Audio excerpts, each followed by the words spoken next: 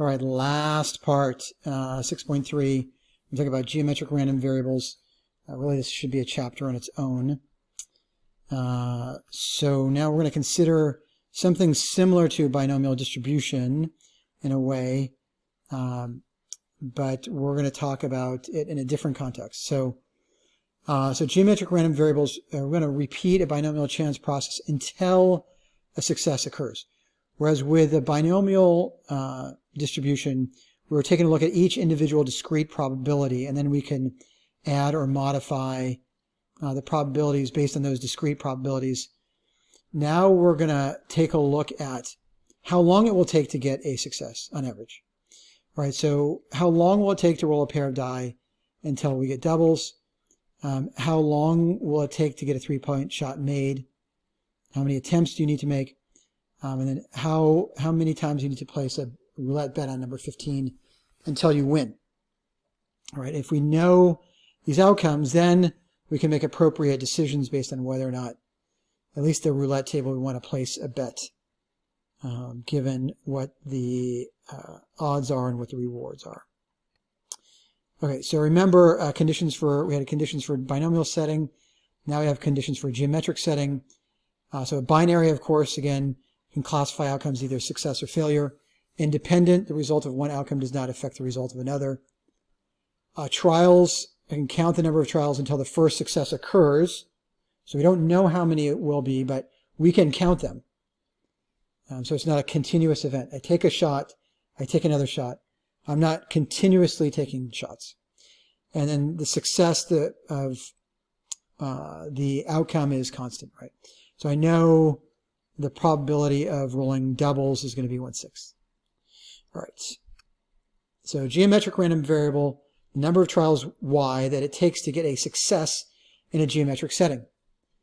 Geometric distribution is the probability of distribution of y with a parameter p, the probability of success on any trial. The possible values of y are some integer value. So I need that integer value.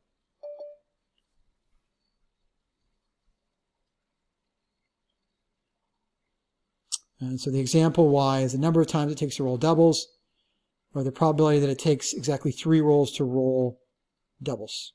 All right, so these are ways we can frame geometric distribution.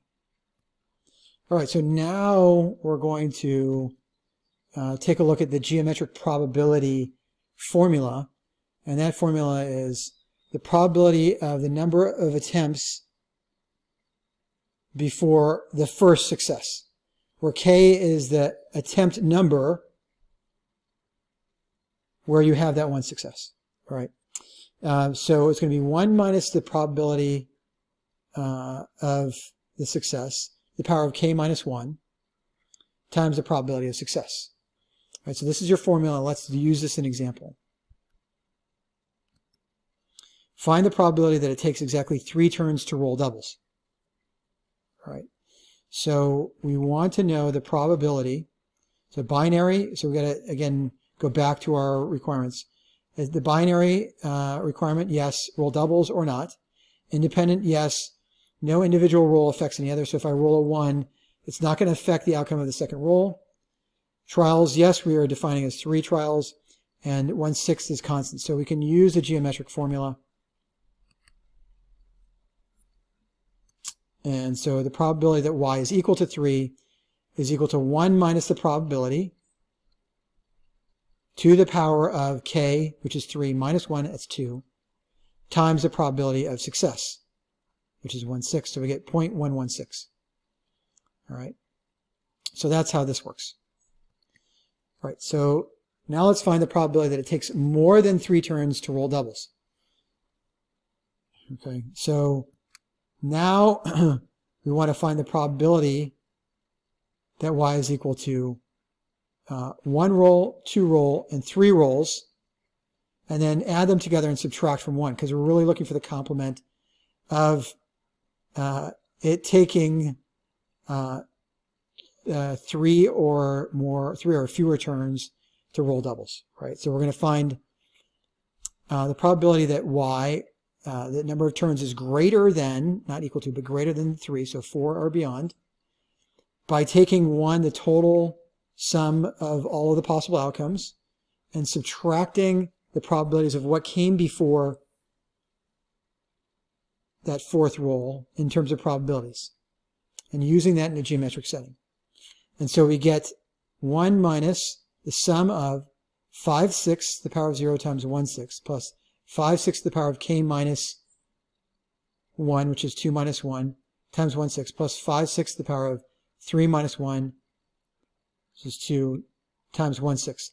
And we end up after summing these values of 4.4213, 1 minus that value is 0.5787. So I got probability of no doubles, and no doubles is 0.5787. Okay. All right. So now we can use the TI 84 or 89. We're going to use geometric PDF and CDF, where we put in the probability here and then the number of trials for PDF, the exact number. And then for CDF, we're going to do what's less than K. So for greater than 3, we need to put 1 minus that value. If it were the probability of less than 3, so we can write this in here. So 3 would be the probability that X is less than or equal to 3, then that would be geometric, and I'll move this up, CDF 0.1667, comma 3 again. Okay. All right. So let's move on. All right, so the mean expected value of geometric probability is going to be 1 over the probability. So if y is a geometric random variable with probability of success p, then its mean is 1 over p. All right, so now we're looking at expected value. So I can say, what is the mean expected value of rolls required to roll doubles? And that mean value is going to be 6. All right, so on average, you're going to have to roll 6 times in order to get doubles. All right, so we're going to play the birthday game. And the birthday game is a teacher chooses a random student's birthday from a hat. The class guesses on which day of the week the student was born. If they don't answer correctly, 1 homework problem is added to the homework set. If they answer correctly, then no more problems are assigned. And then we're going to change it up. So, we're going to put that day back in the hat. So they will be independent events. So I'm going to select it from the hat. You guess. If you don't guess it right, I put it back. All right, so these are independent events. So we're going to check binary yes, choose the right day or not. Independent yes, with each selection the birthday is not dependent on the previous selection. We're going to replace that day in the hat. Trials, yes, we are counting the number of trials up to and including the first success. Yes, and the probability of success is constant 1 over 7 because there are 7 days. All right, so we're going to find the probability that y is equal to 5 by hand. So it's 1/7, which is the probability of success, times 1 minus p to the k minus 1, which is 6/7 to the power of 4. And that is equal to 0.077. Okay, that's a probability that y is equal to 5. Probability of it being less than 5. So we're going to go through the geometric probabilities, right? 1, 2, 3, and 4. And we're going to find the totals of all of these values. And that's going to be the probability that y is less than or equal to 5. So when I say by hand, I mean without a calculator. All right, so now we're going to do this using technology. And we're going to set this up with geometric PDF and geometric CDF. So see previous calculation, then using technology again with the setup geometric CDF, 1/7 and 4, because this is less than 5 now. So you want 4 or less, right? Because these are discrete values. So we have to be aware of what this inequality is saying. Less than or equal to or less than will determine what value the second number is in the geometric CDF calculation. All right, so we should get the same two numbers, 0.077 and 0.4602 for the second one, and see that those are both correct. All right, this brings us to our homework. Last homework problem. All right, given two 6-sided die with numbers 1 through 6, the chances rolling the same number rolling doubles with a pair of dice 1/6. What's the probability that you roll doubles in the third attempt? So you're going to calculate by hand and then verify with tech. What's the probability that you roll doubles in it takes you more than 3 attempts to roll doubles? You're going to calculate by hand and then verify with technology. All right, so that brings us to the end of this class. So again, just to clarify, the second one is a probability that it takes you